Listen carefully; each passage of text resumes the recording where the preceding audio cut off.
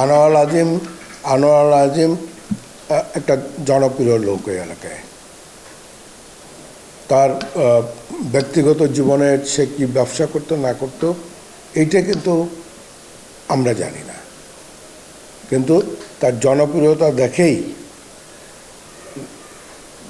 দশম, একাদশতম এবং দ্বাদশ জাতীয় সংসদ নির্বাচনে বাংলাদেশ আওয়ামী লীগ তাকে মনোনীত করেছে। এর আগে উপজেলা চেয়ারম্যানও হয়েছে 2009 সালে সে। এবং এখনও আপনি দেখেন তাকে এই যে নৃশংসভাবে হত্যাকাণ্ড ঘটানোর পরে এবং তার বিরুদ্ধে এই যে নেগেটিভ নিউজ ছাপা হওয়ার পরেও কিন্তু ওই এলাকার মানুষ হাজারি করছে। বাড়িতে বাড়িতে কালো পতাকা, কালো ব্যাজ ধারণ থেকে শুরু করে একটা মাতম, অর্থাৎ মানুষের পক্ষেও সে কাজ করছে। এখন ব্যক্তিগত জীবনে তার যদি কোনো অন্ধকার দিক থাকে, এইটা তো আমাদের এরকম জানা ছিল না। আমরা জানতাম সে একজন ব্যবসায়ী।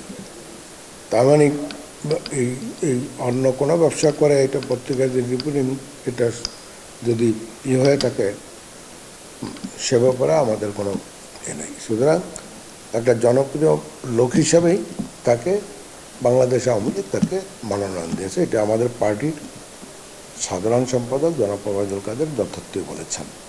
নগদে 500 টাকা বা তার বেশি পেমেন্টে পেতে পারেন ঢাকায় জমিসহ 20 কোটি টাকার পুরস্কার। সুতরাং এই বিষয়ে আমাদের কথাটা যে সে জনপ্রতিনিধি ছিল, জনপ্রিয়তা ছিল, আমরা মনোনয়ন দিয়েছি। তো মনোনয়ন দেওয়ার পরে উনি বিজয়ী হয়েছেন, আওয়ামী লীগ দলীয় সংসদ সদস্য।